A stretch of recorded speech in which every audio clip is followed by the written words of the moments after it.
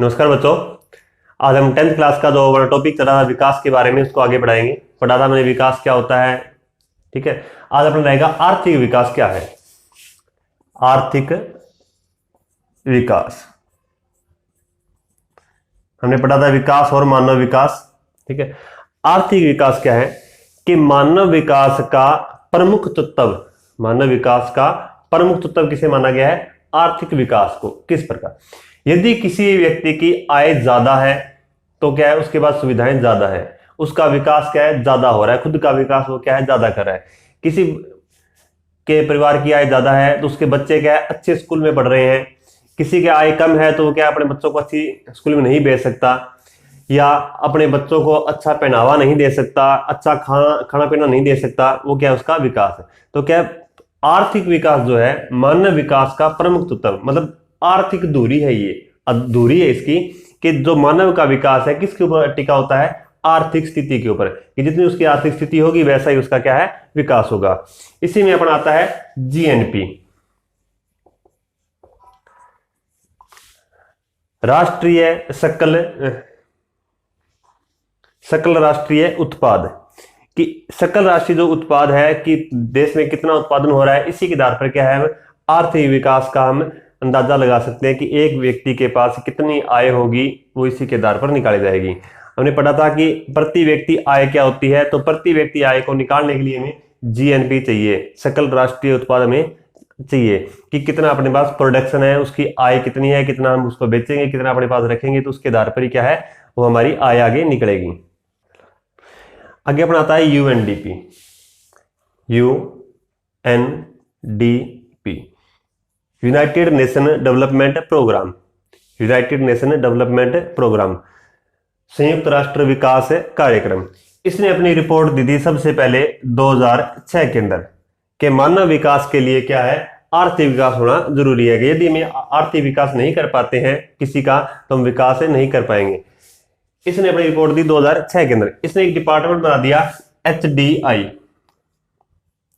Human development index बना दिया इसने एक डिपार्टमेंट अलग से, कि मानव विकास सूचकांक तैयार करेगा प्रत्येक देश अपने देश के नागरिकों का, कि हमारे देश के जो नागरिक है उनका किस नागरिक का कितना विकास हो रहा है। इसके कुछ इन्होंने मापदंड दिए थे कि क्या मापदंड इसके अंदर होने चाहिए, HDI के मापदंड।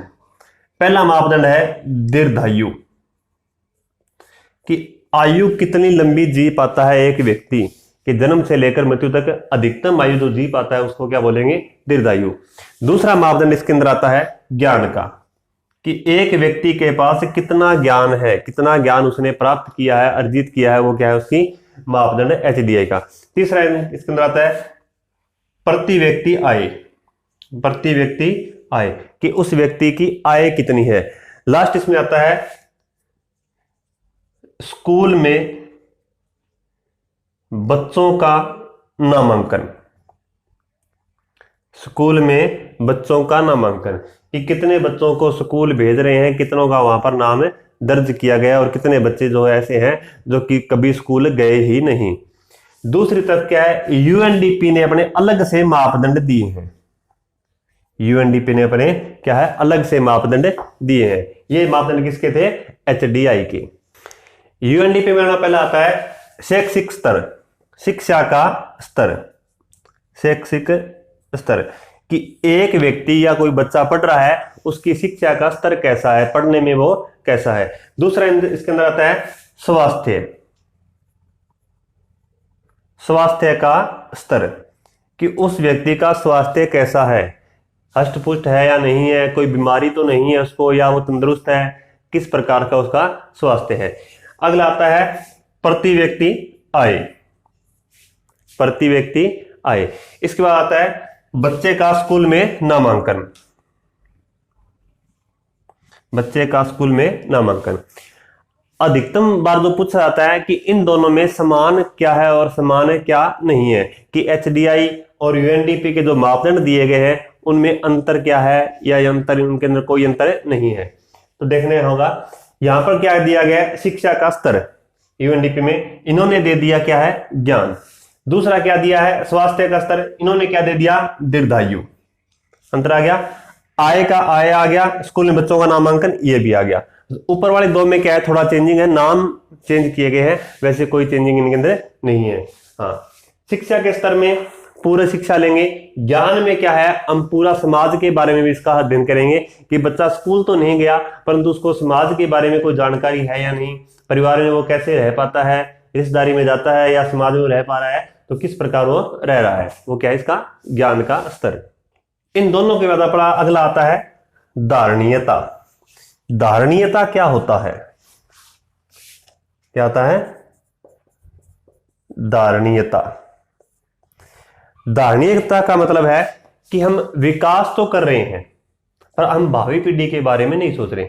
धारणीयता का मतलब क्या है कि हम विकास के साथ साथ भावी पीढ़ी के बारे में भी सोचें कि हम संसाधनों का उतना ही प्रयोग करें जितनी हमें आवश्यकता है, या संसाधनों का उतना ही हम प्रयोग करें कि भावी पीढ़ी के लिए भविष्य में जो बच्चे रहे, वो क्या है धारणीयता, कि विकास को हम बनाए रखें आने वाली पीढ़ी के लिए, वो क्या है धारणीयता।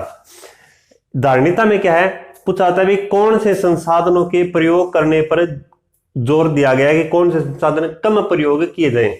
एक होते हैं नवीकरणीय, एक होते हैं गैर नवीकरणीय। इसमें कहा गया है कि जो गैर नवीकरणीय संसाधन है अपने, उनको क्या है कम से कम प्रयोग में लाया जाए, जैसे कोयला है, पेट्रोल, गैस, तेल, ये ठीक है। नवीकरणीय संसाधन है उनका हम जितना मर्जी प्रयोग करें कोई दिक्कत नहीं, जैसे सौर ऊर्जा है, पवन ऊर्जा है, जल ऊर्जा है, उनकी कोई समस्या नहीं है कि वो रिसाइकल हो रहे हैं। पर जो क्या है कोयला है, पेट्रोल है, गैस है, ये क्या है रिसाइकल नहीं हो पाते, मतलब दोबारा बहुत मुश्किल से बन पाते हैं। तो इनके इसके लिए क्या है आने वाली पीढ़ी के लिए बचे नहीं रहेंगे यदि हमने इनको संरक्षित नहीं किया तो। इसके बाद अपना आता है ऊर्जा संकट। ऊर्जा संकट, ऊर्जा संकट क्या होता है? वैज्ञानिकों ने जो अनुमान लगाया है कि आगामी 50 वर्षों में, आने वाले 50 वर्षों के बाद ऊर्जा का संकट पैदा हो जाएगा। क्यों हो जाएगा? जो हमारे गैर नवीकरणीय संसाधन है, गैर नवीकरणीय संसाधन वो क्या है समाप्य या लुप्त होने की कगार पे आ जाएंगे, या तो समाप्त हो जाएंगे या क्या है लुप्त होने की कगार पे आ जाएंगे। तो क्या है ऊर्जा का संकट अपने सामने आएगा कि हमारे जो काम धंधे जो इनके ऊपर चल रहे हैं आज कोयला, गैस, पेट्रोल, तेल पर, वो क्या है संसाधन जो इनके ऊपर चल रहा है वो हमारी फैक्ट्रियां हैं या हमारे कोई व्हीकल है या अपने कोई और सामान इनके ऊपर डिपेंड जो इनके ऊपर है वो क्या है बंद हो जाएगा। तो इसके कारण क्या है ऊर्जा संकट पैदा हो जाएगा।